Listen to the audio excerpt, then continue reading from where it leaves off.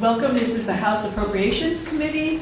It is Thursday, January 23rd, 2025, and we are here for the public hearing on the Budget Adjustment Act. And so I want to welcome everybody to our public hearing. Every year we hold one public hearing for this bill. The purpose of the BAA is to review the current year budget and make adjustments as needed to tweak costs and rebalance state spending. This ensures that we keep our budget in balance and spend taxpayers' dollars in ways that support Vermonters across the state. The Budget Adjustment Act is generally not used for new programs or big policy changes. For the public hearing, each person will have 2 minutes to speak. Megan, is that right? Megan will use the timer, and you'll see it on the screen. So when you're sitting here, you'll see it. And those of you that are on Zoom, I'm told you'll also be able to see it, so that shouldn't be a problem. And then Jim Harrison, to my left here, will raise his hand to let you know when you have 10 seconds left. And then Representative Tiff Bloomley, to my right, will call the names of who is up immediately and who's on deck to speak next, so you'll be ready for that. If you are one of the people testifying on Zoom today, you will automatically be muted. When it's your turn, Aaron will promote you. So please accept the promotion, and then you can unmute yourself and be sure your video is on so we don't have technical delays. If this is your first public hearing, please note that our job of legislators is simply to listen to your testimony. So this is not a dialogue and a discussion that way, the way other testimony is. So it's your chance to tell us what you're thinking. So we won't be asking questions during the hearing. And finally, if your time is up or you didn't get a chance to testify, you have more you'd like us to know, please feel free to submit written testimony. We look over all of it and we read it. We'll be discussing it all as a committee. Most likely tomorrow. The email link for those of you that signed up was in the confirmation email you were sent, or you can submit it directly to Aaron Pedley, our committee assistant, and then we'll be reading all of the testimony. So that is all of the information I have. Thank you so much for participating. And Tiff, do you want to tell us who the first two people are? Sure, and if I mispronounce your name, please correct that for the record. First up is Mary Kate Molman, and second is Frank Knapp.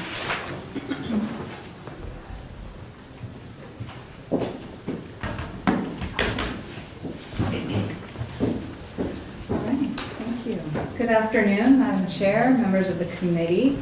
My name is Mary Kate Molman. I am the Director for Vermont Public Policy with Bi-State Primary Care Association. We are an organization that supports Vermont's federally qualified health centers. We also represent and support Vermont Free and Referral Clinics and Planned Parenthood of Northern England. I am here to speak in support of the Governor's budget adjustment request for increasing funding for FQHCs, the federally qualified health centers. FQHCs provide comprehensive care to 1 in 3 Vermonters, regardless of their ability to pay, regardless of their insurance status. These services include primary care, mental health, substance use disorder treatment, oral health, vision care, care coordination, financial support, transportation, access to nutritional food, and translation services. The rate adjustment in the BAA is based on the Medicare Economic Index and is annually applied by DEGA to FQHC rates. In establishing FQHC rates, federal statute recognized the need to update our rates for inflation annually, and this adjustment accomplishes just that. FQHCs are extremely fragile right now. We had one member close a site in the Bellows Falls area. While this was a tough but necessary decision, it left the area with few primary care options. We also have seen 2 dental sites consolidate for financial purposes.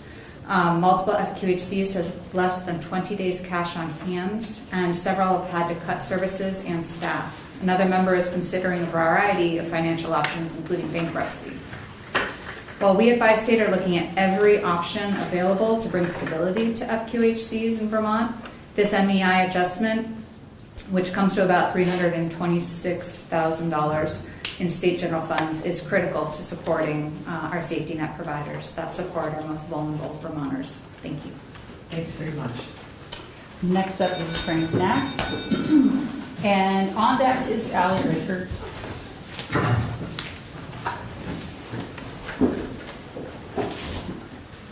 Good afternoon. Thank you so much for the opportunity to testify. My name is Frank Knack. I'm the Executive Director of the Housing and Homelessness Alliance of Vermont. For those not familiar, we wear two hats. We're a result of the merger of the Affordable Housing Coalition and the Vermont Coalition in Homelessness. We also serve as the collaborative applicant for the Balanced State Continuum of Care, which is one of two federally mandated homelessness response systems in Vermont. So we serve all of Vermont minus Chittenden County and work closely with Chittenden County. I'm here to talk about 4 different requests. We've sent you a letter that outlines these. But first, to give you a little context, so right now in Vermont, we have about 3,500 unhoused people. We know that's an undercount. That's just based on the PIC count from last year. And we have a shelter network in Vermont of 585 beds. So a huge gap between the available shelter and the number of unhoused people. To fill that gap, we have the General Assistance Emergency Housing Program for the most vulnerable Vermonters. So those are Vermonters who are seniors, people with disabilities, people with children, etc. We are facing a crisis on April 1st when the winter weather protections end, and we're looking at potentially hundreds of Vermonters who will be unsheltered at that point into a homelessness response system that has no capacity. And so we are urging this committee to allocate $2.3 million to extend the winter weather protections through the end of this fiscal year so that we have time, as the legislature has time to develop a response system to meet the need of Vermont. Going to the actual solution, so that's the immediate crisis. On the solution side, we outlined 3 different spending requests to actually fund affordable housing in Vermont, which is the solution to Vermont's housing crisis. So $30 million for the Vermont Housing and Conservation Board, which would produce up to 300 homes. $2.8 million for the Developmental Disability Housing Initiative, which would provide 10 residents with access to appropriate housing, and $25 million for VHCB, or for the Vermont Housing and Finance Agency, for programs that they have long-standing success with. Thank you. Great, thank you. Thank you. Next up, Allie Richards, and on deck is Ivy Enoch. Hi, everyone. Good afternoon, Chair Shai, Vice Chair Harrison, members of the House Appropriations Committee. My name is Allie Richards. I'm the CEO of Let's Grow Kids, and our mission is to ensure high-quality, affordable childcare for all who need it in Vermont. And I want to first thank you for passing Act 76, the Transformative Childcare Bill, last session.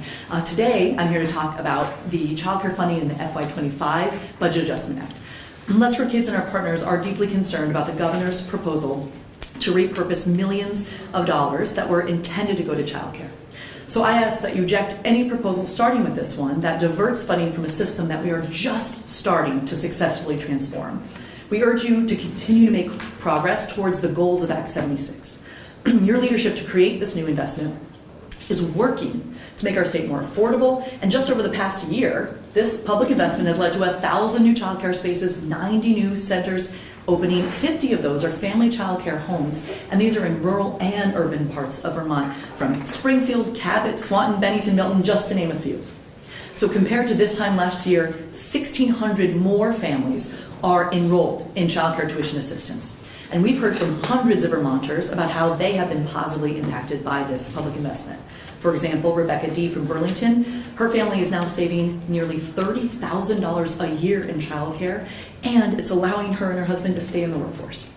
So while we are making progress, we know these families are out there who are eligible for CCFAP, but either have not heard about their eligibility or have not been able to access the cost savings. We also know that even when a family is deemed eligible for this, they have trouble finding a childcare space in many cases. So we need to be very proactive right now moving forward to ensure the funding is available and allocated specifically for childcare, and that it reaches as many families and childcare programs as possible.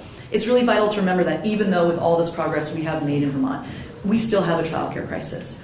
I've included a memo for the committee's review that includes specific recommendations the legislature can use to spend the available funds. One example is we're $1 million shy of complying with federal rules to make sure certain families only pay 7% or less of their income. Thank you very much. Thank you. We'll look at your written testimony as well. Appreciate it. We welcome Ivy Enoch, and on deck is Irene Renner on Zoom. Thank you so much. My name is Ivy Enoch. I live in Burlington, and I'm the SNAP Policy and Training Lead at Hunger Free Vermont. We're a statewide anti-hunger policy advocacy organization. Thank you so much for the opportunity to testify to this committee with a request to please direct the Department for Children and Families Economic Services Division to maximize its use of discretionary months in order to significantly reduce the number of SNAP or 3 Squares Vermont participants who fall off the rolls every month and lose their essential food benefits. Nearly 200 people every month are needlessly losing access to their SNAP benefits because DCF is not maximizing their use of discretionary months, which they're authorized by USDA to use. This decision is having severe repercussions for low-income Vermonters and undermining our state's resources. People affected by the loss of their grocery benefits are forced into tougher financial decisions, impacting their well-being and dignity.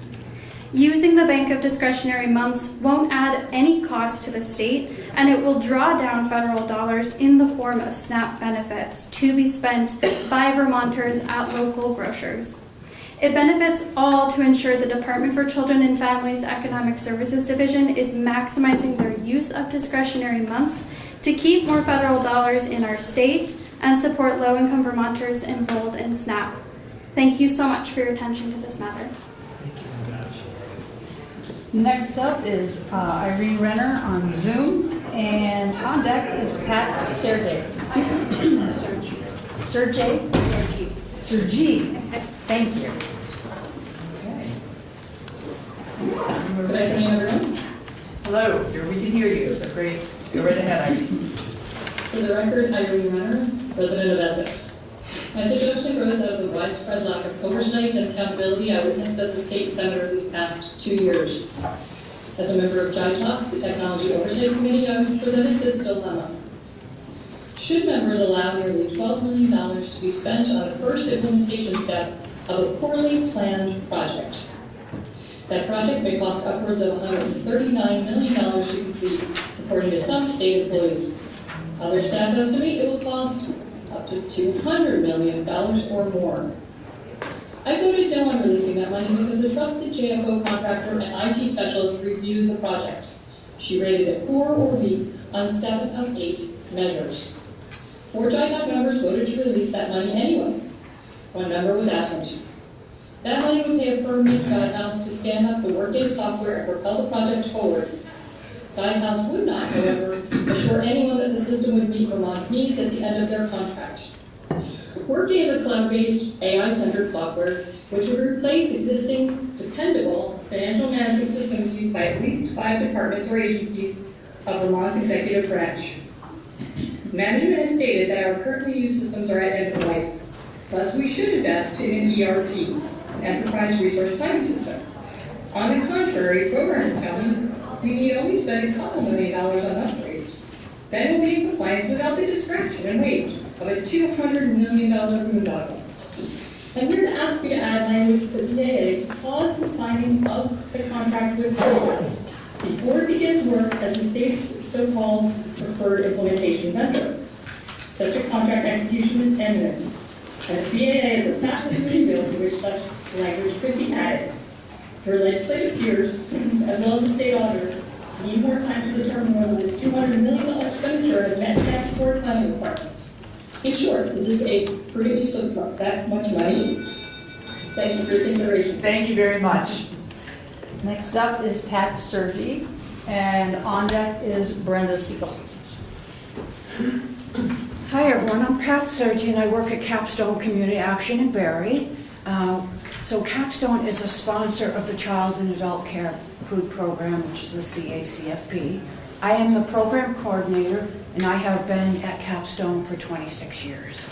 So please appropriate $182,000 to the Agency of Education to distribute among the Child Care Food Program Sponsors Organization as an incentive to participate as a sponsor of the CACFP for family home child care providers. Being a sponsor comes with many challenges. When I started at Capstone, there were 7 sponsors supporting the child care providers in Vermont. We're down to 3. On October 1st of last year, we took over Franklin and Grand Isle counties because the sponsor in St. Albans no longer wanted to renew their application with the Agency of Education. because of the burden of supporting a program when there's not enough admin money to support it. When asked if I would take over the new area, my first thought was, why would I consider doing that? Because we can't afford the financial burden. What changed my mind was when I realized that there's no one else and how important this program is. Providers need this program because it ensures the children in childcare receive nutritious meals and snacks, contributing to their healthy growth and development, and helping establish positive eating habits early in life. The program provides access to healthy food for children who may not otherwise receive it. It's especially those from low income and rural families. We are the largest sponsor. We have a very large area. We are in 8 counties right now, and we're hoping to hire someone else because we took on 2 new counties. But at this point, last year the deficit was $25,000. So please help us out and appropriate $182,000 to the Agency of Education to distribute among the child care food program. Thank you. Thank you. Next up is Brenda Siegel, and on deck is Sharon Harrington on Zoom. For the record, I'm Brenda Siegel. I'm the Executive Director of End Homelessness Vermont. We work with people experiencing homelessness at the point of emergency and primarily working ongoing with people living with disabilities and complex needs in emergencies, shelter, and voucher support, and continuing to work with them as they become permanently housed. I'm here to ask your committee to appropriate $2.3 million to extend the winter weather program until June 30th. Last fall, we saw the outcome of an 80-day policy that was presented in the budget that we warned and were worried would create catastrophic outcomes. Our own organization saw 7 deaths in a single week in November. We have seen 7 clients who were hospitalized with hypothermia. We have a client who was brutally raped, and we've had several clients who have been terrorized outside who live in wheelchairs and with disabilities. We cannot let what happened last fall happen again, and the place to do that is the budget adjustment because this happened in the budget. I want to tell you specifically about one client that did spend 2 days outside who is almost completely immobile and who it took a long time to find access to a hotel. In the end, our organization worked with another organization to fund a gap time for him. We were not able to do that for everyone, and we saw the results we did because of this. We feel really strongly that there needs to be a concurrent focus on both housing and emergency shelter. We cannot do one without the other. We cannot do one session and one another session. And so we are asking you to spend this funding, $2.3 million, go over the GA task force recommendations, which have just been submitted, so that the legislature can come up with a good, solid plan moving forward. Thank you. Thank you. Thank you. Next up is Sharon Harrington on Zoom, and on deck is Karen Parker.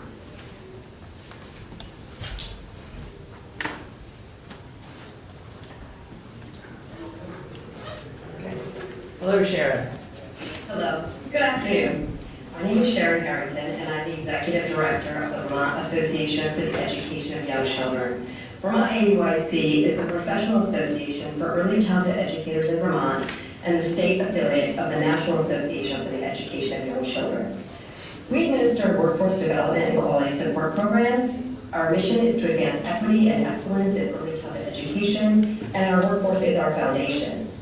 Vermont AUIC is deeply concerned about the administration's proposal in the FY 2025 Budget Adjustment Act to reallocate $26 million from its commitment to early childhood education. Act 76 significantly expanded Vermont's Child Care Financial Assistance Program.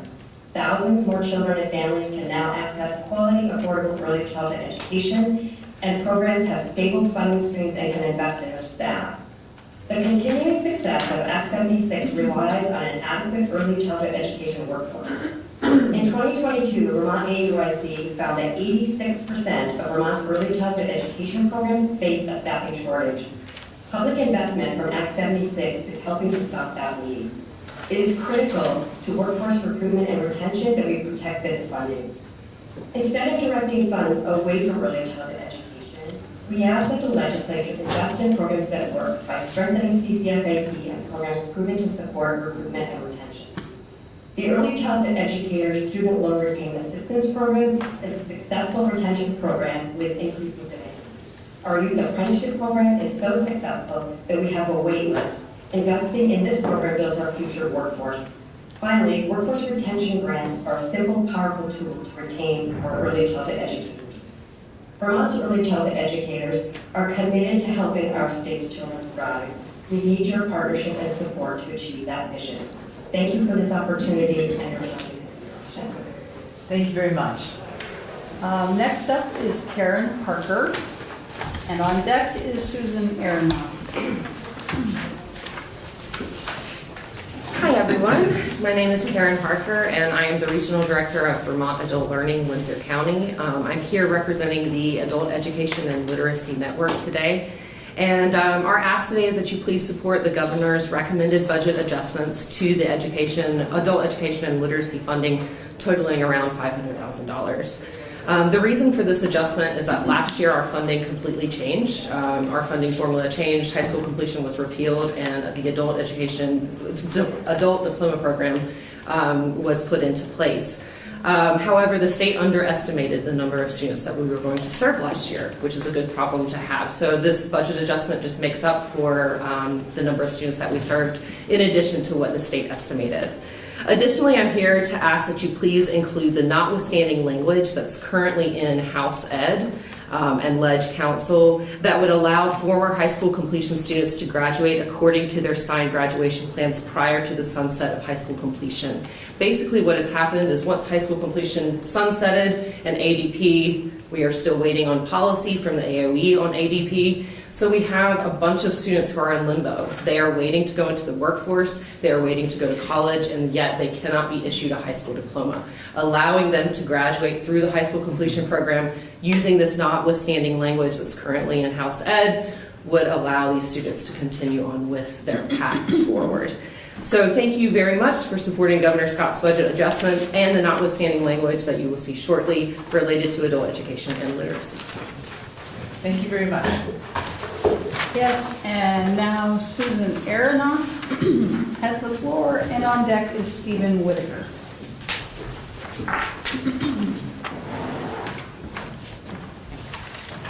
Good afternoon. My name is Susan Aronoff. I am the Senior Planner and Policy Analyst for the Vermont Developmental Disabilities Council.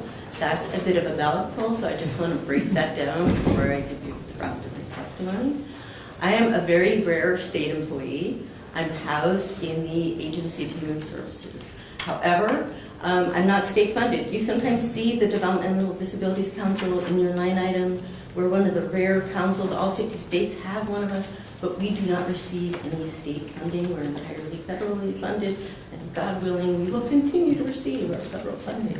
Well, we are created by a federal act, and we have a singular mandate, which is we're charged under federal law to engage at the state level in advocacy on behalf of people with disabilities and their families.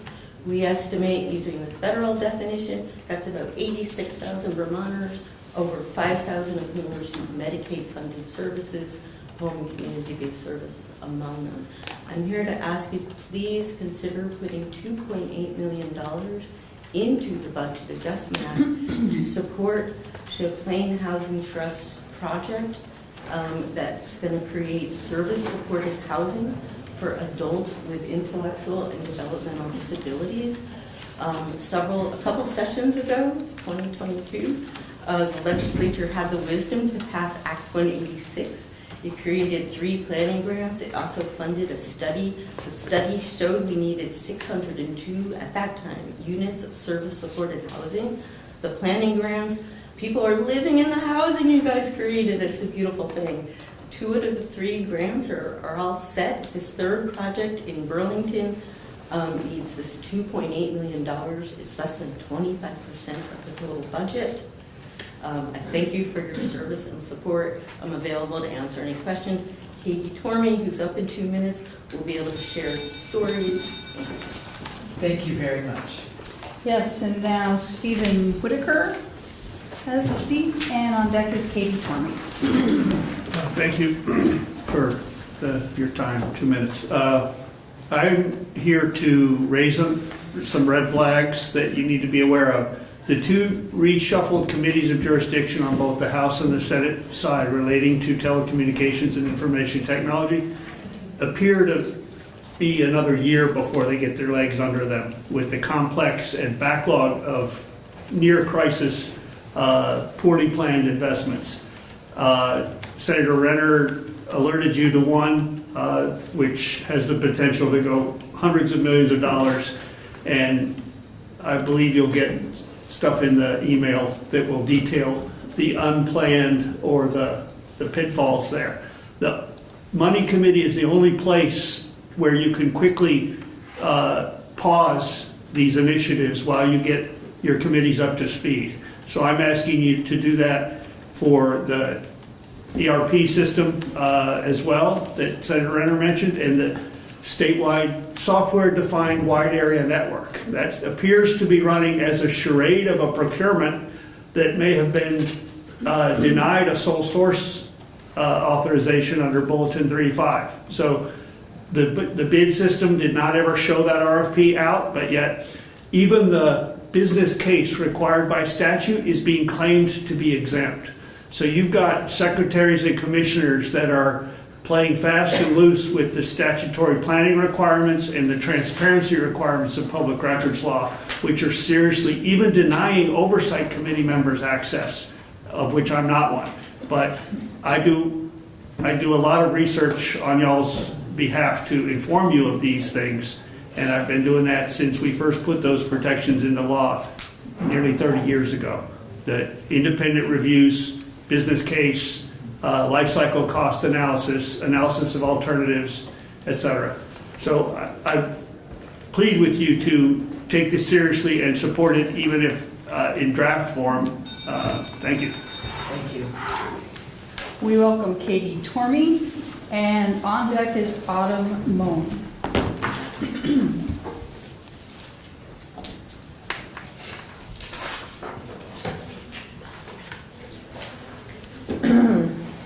Good afternoon, committee, chairs, and members. Thank you for the opportunity to talk with you about the dire need for supported housing for adults with intellectual and developmental disabilities, IDD. My name is Katie Tormey, and I live in Burlington. I'm the mother of a young woman with Down syndrome. Emily's 36 years old, and I'm also a member of the DDHI, the Developmental Disabilities Housing Initiative. We're a parent-led volunteer advocacy group of over 125 parents throughout the state who are working towards the development of stable, service-supported peer residences for our adult children with IDD, many of whom have significant support needs. Since the closure of Brandon 30 years ago, and the promise that this population of Vermonters would be housed, cared for, and integrated into their communities, there has been little money invested by the state to see this through. The state has relied on shared living provider model, essentially adult foster care, for 30 years. This model can be isolating, with little to no oversight, and is never a permanent home. We parents are aging. Who will care for our adult children when we are no longer alive? It is a worry that we parents know all too well. Our children deserve better, and I know that Vermont can do better. The passage of Act 186 in 2022 provided the funding for 3 pilot planning grants to explore new housing models for adults with IDD. 2 out of the 3 projects have been fully funded. The 3rd project, headed by Champlain Housing Trust, is a $6.7 million project involving the renovation and significant addition to an existing building near downtown Burlington, including the installation of an elevator, and will create a home for 10 individuals. This unique model combines permanent, affordable housing, individualized support services, and community inclusion. The project is $2.8 million short of being fully funded. That is less than 25% of the total funding. The state has funded the planning of this project.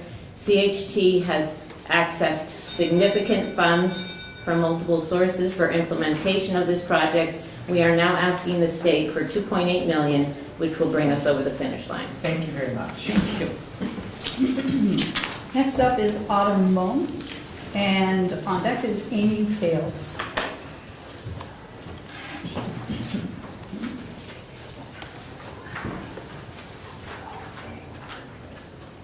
Hello, good afternoon. My name is Autumn Moen. I'm the Legislative Policy Lead at Hunger Free Vermont. Thank you for the opportunity to testify to the committee about the request to appropriate $182,000 to the Agency of Education to distribute among the Child and Adult Care Food Program, or CACFP, sponsor organizations as an incentive to participate as a sponsor of the CACFP for family child care home providers. The CACFP is the most equitable way to provide nutritious meals and snacks in early childhood education settings. In order to participate in the CACFP, family child care homes are required to have a CACFP sponsor organization. Without this sponsor organization, family child care homes who serve over 3,500 Vermont children would not be eligible to serve nutritious meals and snacks through this program. In 2024, Vermont went from having 5 CACFP sponsor organizations to only 3. Those 3 sponsor organizations are responsible for administering the CACFP across the entire state. And all 3 organizations have admitted they're in a state of financial crisis because the funding they receive from the federal government does not come close to covering the costs associated with administering the CACFP. Thank you again for your consideration of our request to appropriate $182,000 to the Agency of Education to distribute amongst the Child and Adult Care Food Program sponsor organizations as an incentive to participate as a sponsor for this program. Without CACFP sponsors, many children in Vermont would not have access to nutrition in their early childhood education programs. You can have the most qualified program directors, but if children are showing up hungry or not showing up at all because they're hungry, they are unable to access learning and development. Thank you for your consideration. Thank you very much. Yes, and next up is Amy Fales on Zoom, and on deck is Kirsten Dunn, also on Zoom. Or Kristen. Go ahead. Go ahead, Amy. Thank you. My name is Amy Fales, and I am the Nutrition and Education Department Manager at Rock Community Action. We are a sponsor of the Child and Adult Care Food Program, or CACFP, in Rutland, Bennington, and Addison counties. I have come today to ask that the committee please appropriate $182,000 to the Agency of Ed to distribute among the remaining sponsoring organizations as an incentive to continue to sponsor the CACFP. Last year, our funding shortfall was nearly $26,000, leaving our organization to subsidize the program with other grants and funding sources. The current fiscal year shortage is projected to be about the same. Continued shortfalls of this magnitude would likely cause our organization to no longer sponsor the CACFP, leaving providers, children, and families without access to this valuable program. Last year, we provided over 156,000 meals to 469 individual children and distributed $285,000 in reimbursement funds to child care providers through the CACFP. And with food insecurity at its highest, the meals and snacks that are provided to children through the CACFP are more important than ever. The impact of losing access to this program could not be overstated.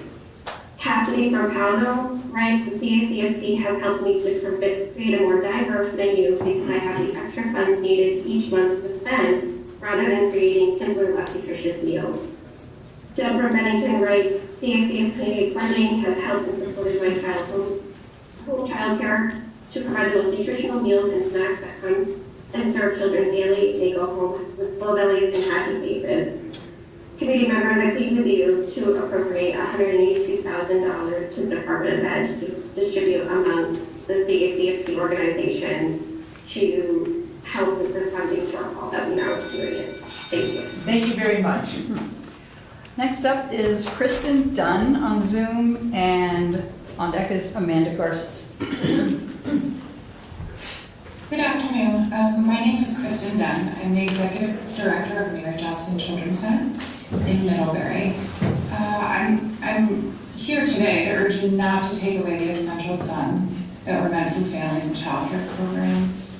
Act 76 is still reaching the families and programs as intended for, and will continue to do so in the months ahead.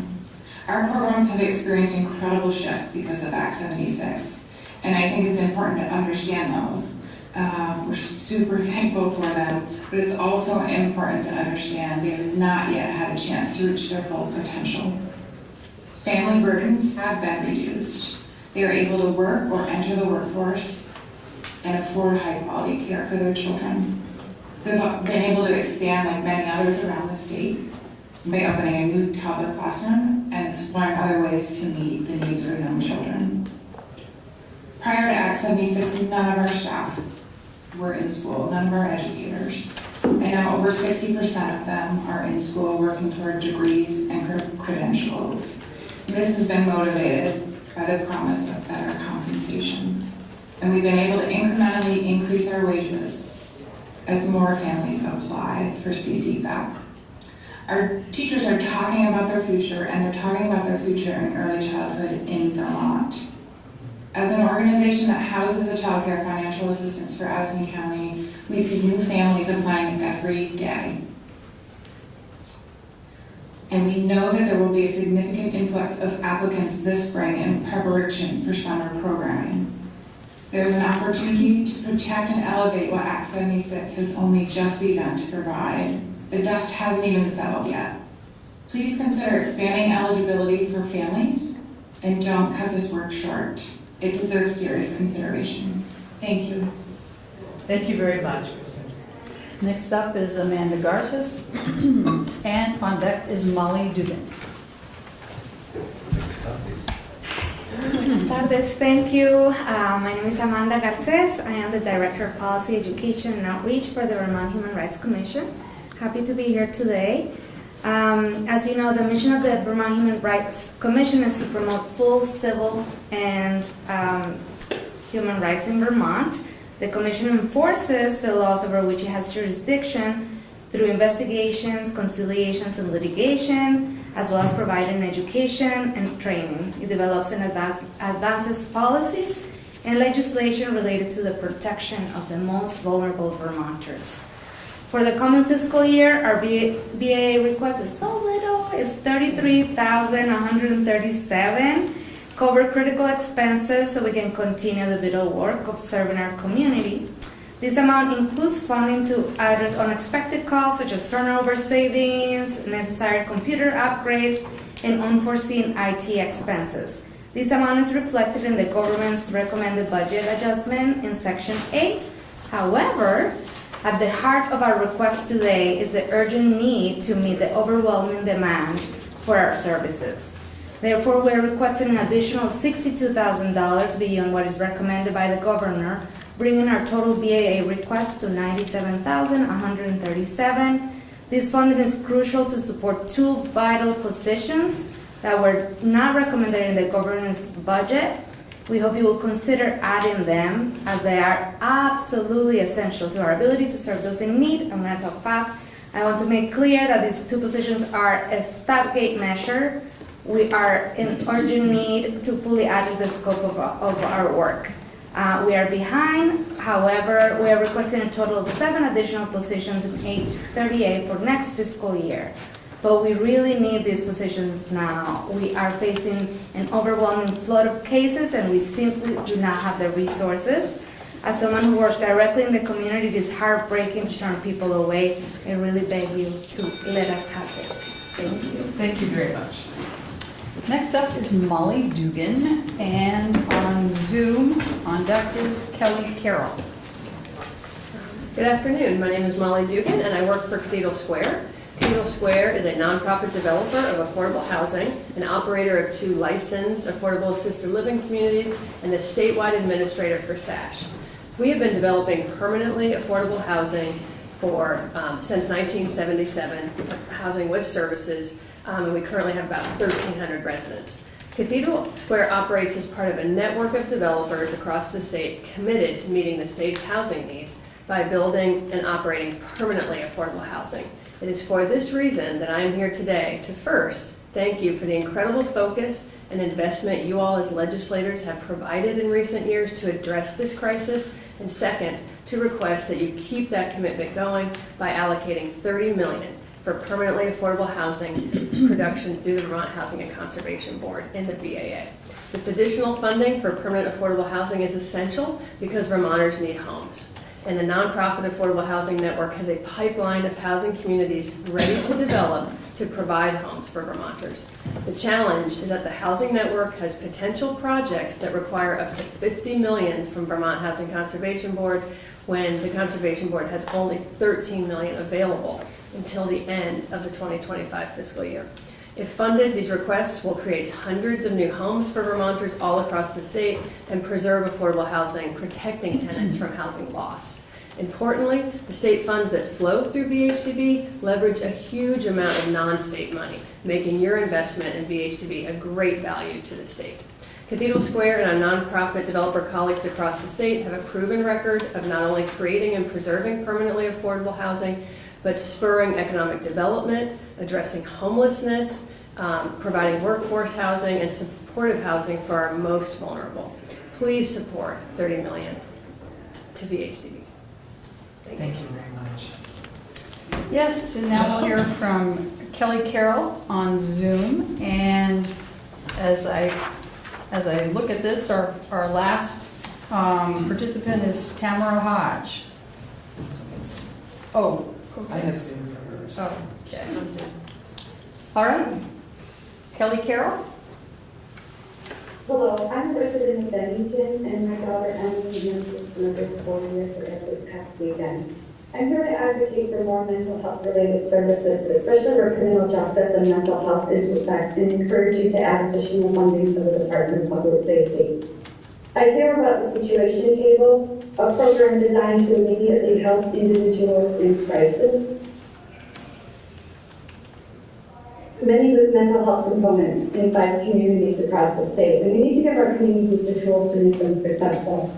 The November 2024 AHS Legislative Report on Competency Restoration Fiscal Estimates states that there's approximately 200 individuals around the state who represent the public safety risk and are receiving home or community-based services. Vermont's court system has multiple repeat offenders, some with hundreds of law enforcement encounters, and many with a mental health-related issue. I think about the thousands of dollars these repeat cases waste, and all of those victims and how intervention may have changed outcomes. I wonder, what if there had been a Situation Table 5 years ago with Courtney murder on Emily, and if my Emily, like so many other mental health-related murder victims in Vermont, could still be with us if this program had been in place. And I can think of at least 8 recent high-profile Vermont murder victims whose alleged killers probably would have come across a Situation Table. Everyone is concerned about cost, but you can't put a cost on a life. The Situation Table gives the communities the tools that they need, but the administrative support is the toolbox that keeps all of those tools organized so they can be effectively and efficiently utilized. I ask you to include funding in the Department of Public Safety for administrative support for the 5 communities utilizing the Situation Table program. The Department of Public Safety can distribute the funds as they see fit. It's better to pay for it up front before we've lost another Vermonter. Thank you very much for the opportunity to speak today. Thank you very much, Kelly. And apologize about the video. That's okay, thanks. And our last speaker is Tamara Hodge on Zoom. Hi. Hi, Tamara. Hi. My name is Tamara Hodge. I work for End Homelessness Vermont. And I'm here today to ask you to extend winter weather rules for people experiencing homelessness until June 30th. I am going to read some comments on behalf of my clients, but I want to share a little bit about myself as well and my story. I started working for End Homelessness Vermont and the Good Samaritan Haven in November of 24. Prior to that, I was in the hotel program myself and was a client of End Homelessness Vermont. I left the hotel program in September just before my 80 days ran out. I am a mother of 3, and we lost our housing due to constructive eviction. We're so thankful to have found our home just before our 80 days were due to end. at the hotel. There are so many families just like mine who I now have the opportunity of working with, so many individuals living with disabilities, and so many who are doing absolutely everything they can to find housing, and there just really isn't anything for them. If winter weather is not extended for all people who meet eligibility guidelines, all of whom are vulnerable, then we will see more horrible outcomes, more families on the street, and more of our neighbors and community members living outside. So the first comment I have here is from a client of ours. His name is Teddy. Hi, my name is Teddy. I'm 39 years old and experiencing homelessness. I work full-time and have been doing everything that I can to find permanent housing of any type.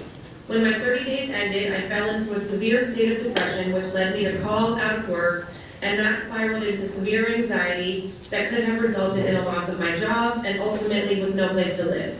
I got back into the motel program in January, and since then I have been able to get my depression and anxiety under control. I also live with severe asthma, and it gets much worse and way more dangerous with extreme temperatures both high and low. My mental and physical health would be in significant danger if this program were to end. I know that it's not just me, but there are people in this program who all deserve and need to be stable and sheltered. Please extend the winter weather until June 30th so we all have more of a chance for stability and ultimately for survival. Thank you very much, Tamara. If there's more, please submit written testimony. So we appreciate that. That wraps up everybody. We really appreciate all of you coming and making your providing testimony. Again, if you want to provide written testimony, additional, if you have other things to say, please submit it to Erin as soon as possible because we'll be starting to go over this tomorrow.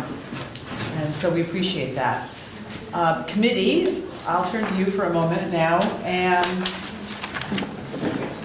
let you know that we'll be on the floor at 3, and then we have the ethics and decorum training. That is our last training, I confirm that. In the morning, we'll start at 9, and we'll be reviewing the information from our standing committees, and hopefully you're getting that information by the end of today. We also have the Agency of Education coming in tomorrow at 10, and Department of Labor is coming in. And then after lunch, we're going to start on markup, what we call markup for the budget. And what we're going to be looking at, because there's lots and lots of pieces of the budget, both in the spreadsheet, and I may actually have a new spreadsheet from Emily by then. I have to check with Maria on that. I have a draft, but I'm not sure that that's the one we're going to use. So you can start to look at your areas and say, what am I good with that we can close? So we'll start to go through, and there are going to be holes, because there are some things we aren't going to know the answers to right away. We have the governor's budget speech next week, for example. But there are some things we can say, oh yeah, that's fine, and so we can just stop thinking about those. And we'll close it, and Maria will be here to mark those off so we know. So that's how we're going to start, which means we're going to go through things more than once. But we'll start on Friday, and there may be some easy things that we can close in any of your areas. And if you have any questions about any of that, let me know, or let Tim or Tiff or Jim, not Jim or Tiff, or Tim, whatever. Anyway, and if you need language, let's get that going as soon as possible, and you can we'll find out from Maria whether they can draft it, Grady can draft it, or whether you need Ledge Council. It sounds like we have at least one thing coming over from House Education. I think Trevor may be working on some language for something, or we're going to get something about the licenses, or maybe we're getting that from Ways and Means. Anyway, if you think you have language, let's get that going as well. So we can start to move on things and close up where we can. And that's what we have for now. Does anybody have any questions or thoughts about it? And then we'll go over what we heard also in the testimony. We'll do that tomorrow. We'll have written testimony as well. So you can start. Erin, is some of that up posted now, some of the written testimony? Yes, I'm in the process of posting all the rest Okay, as well. so you can take a look at what's there. So we're sure that we read all the testimony that people have given to us. So, any questions? Will we have an opportunity? I know, for example, that the DCF budget is being hotly debated in Human Services, and I'm wondering if there will be time next week to invite certain chairs where maybe their asks are significantly different from the governor's recommend. Yes, that's a good point. Okay. Yeah, so in the past, the chair of Human Services has come and spoken to us because there's so many moving parts there, and it gets pretty complicated. So we'll probably have her come in and speak. I don't know whether there'll be anybody else or not. Yes. So in the case of using an example of today, we've been listening to the administration's proposal, and Commissioner Gresham said, well, there's this $26 million from the child care. Yeah. So whether they refer to it as a surplus or whatever, but and then people testified today, say don't take that. Yeah. Anyway, I'd like to be able to will we have time to have a better understanding of now to go back and say, well, what were you talking about this being a surplus, or what would it mean for it to stay in those funds? Right. So yes, and I've been working with JFO, who is going to actually put together a memo explaining it, because it actually hasn't been very well explained. And I can explain part of it, but I can't explain the other part well enough to be public. But part of it is caseload and utilization. Just like with Medicaid, right? We look at, there's a consensus, and we look at caseload and we adjust up or down as with caseload. So that is part of it. I'm not going to go any further because I will bumble whatever the other part is. I just know it. So until I get that from JFO, I'm going to stop there. But that to me is something that's the normal course of business. JFO is involved in that consensus expenditure piece. And just like with Medicaid, people get together and they make assumptions on what's happening and what they're seeing and what they think the uptake is going to be, and they say we need to adjust it up or down based on that. And that's what this is happening right now. It doesn't affect the base, so I can tell you that much. It's not affecting for next year. We're just talking about the rest of this year. Are we actually going to need one-time money for that? So that's as far as I can go until we get, but we'll be getting some information from them, and then we'll have more of a conversation as we need to. And I would say that I was sort of taking notes as people were talking with testimony, and several of you have various pieces of, they're your areas, so it might be worth further exploration in some cases if we aren't already doing that, to just check things out a little bit further. Anything else? Am I missing anything, Maria? No. Okay. Okay. Lynn. Yeah, we had several people talk about the developmental disability housing initiative, which is something we had 2 pilots, and we have 1 more pilot that has not been built. I know they put in a request to the governor for the big bill, but this is the intellectually and developmentally disabled. Right, we put in some money for 3 projects. Yes, 2 and this is 2 are done, and this is the 3rd one that's on its way to being done. I don't know if the BAA is the right place to put it, but this is a highly expensive, highly vulnerable population, mostly being taken care of by family. That's right. Who are all aging out. Right, and so I was writing, that was one of the ones I wrote. I don't know whether that's Tiff or Dave or both of you. That's my guess, is it's you guys. It's kind of I think it's a. So I think if you. But the money would go to Dale. And who has Dale? Is that But Dale would You have contract Dale. with CHT in this particular case. I mean, we'll talk. Yeah. But it is I think the money would go to Dale. Okay. So more to come on that, and yes, so those are some of the questions you may want to ask.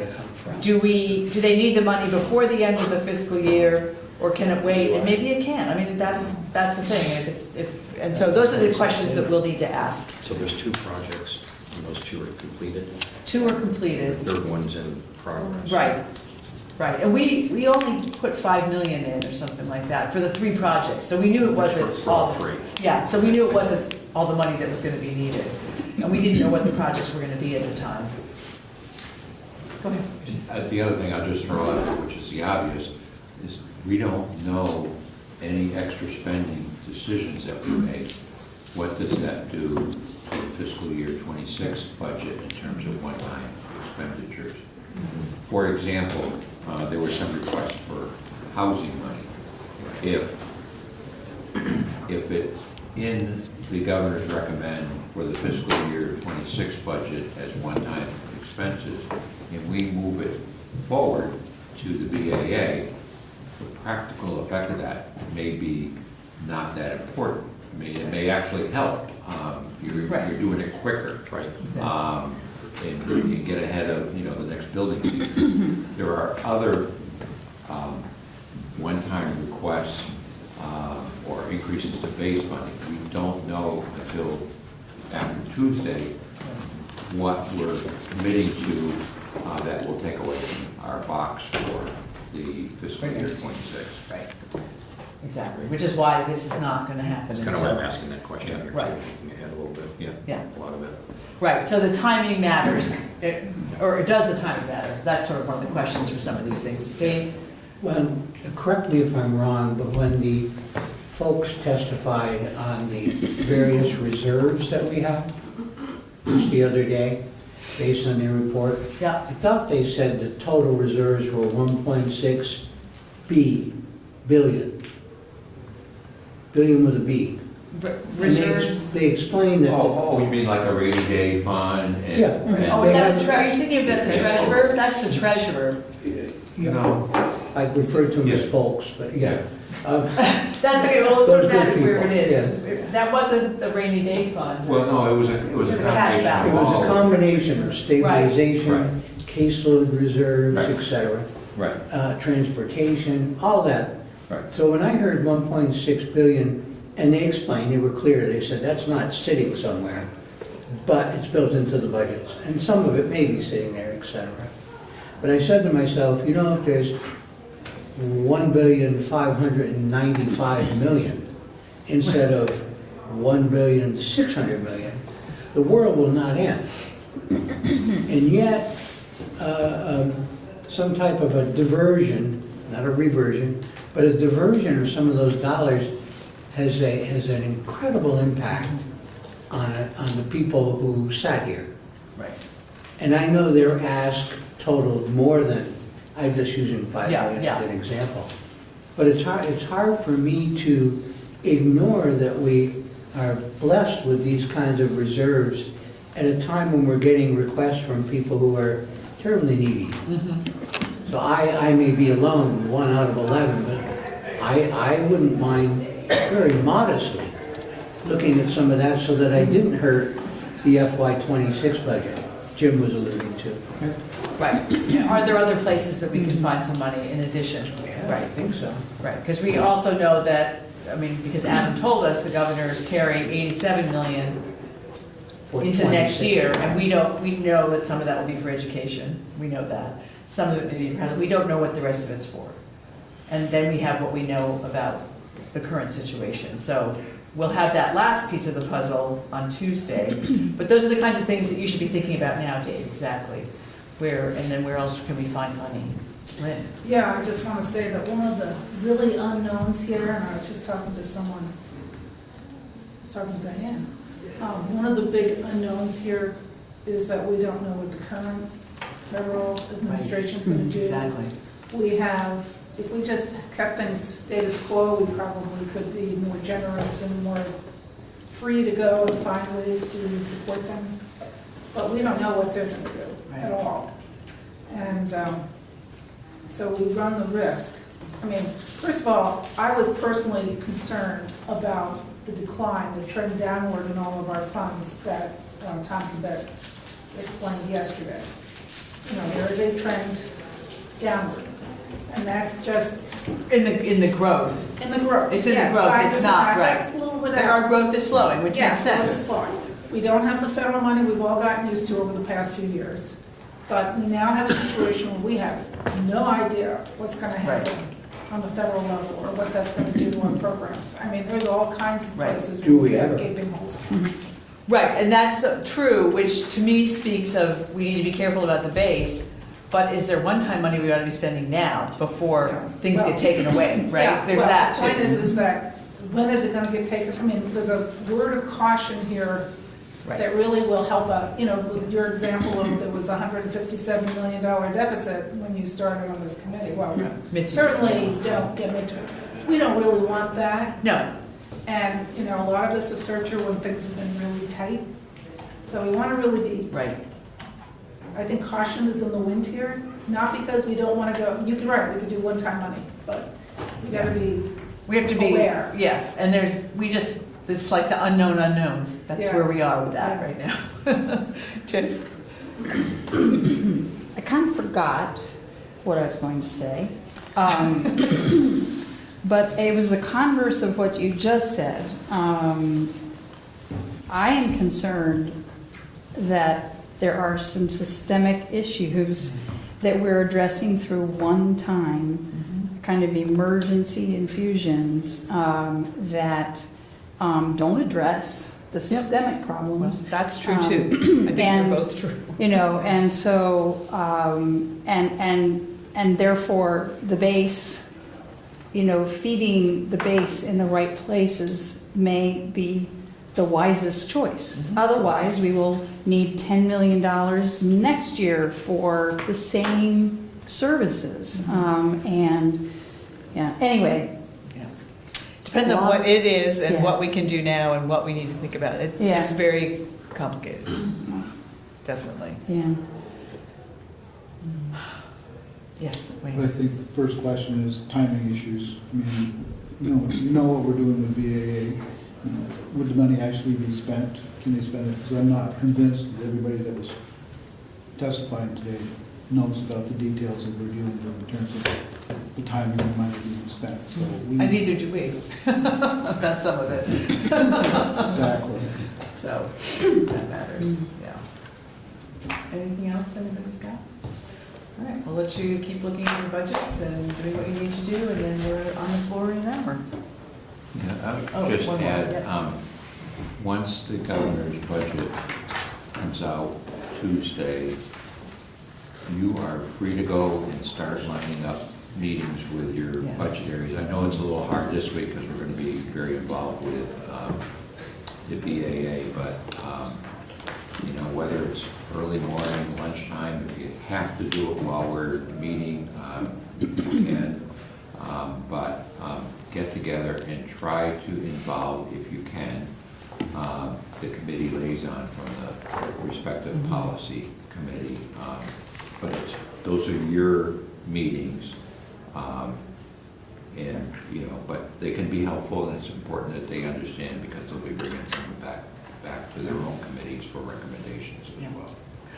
And that reminds me that I've heard from a number of chairs who've been very pleased with the communications of members of this committee with their members of their committee, and those things are starting to move along. And so, good job, team. We're getting a nice reputation out there for Well, we're working really, together. you know, Yeah, we're really working good together. people. you know. Yeah, well, but now they've. Them, all right. So, yes, start meeting about budget FY26, but we're still going to finish up FY25 budget adjustment next week. So you're going to have a week of kind of a couple of things going on. So maybe you want to make appointments to start the following week, however it works for you. But yeah, you're free to start on that once the budget's been released. Okay, thanks, everybody. We didn't. Let's go off live, please. Thank you. Yeah, all the things I added, I lost. I didn't save my document.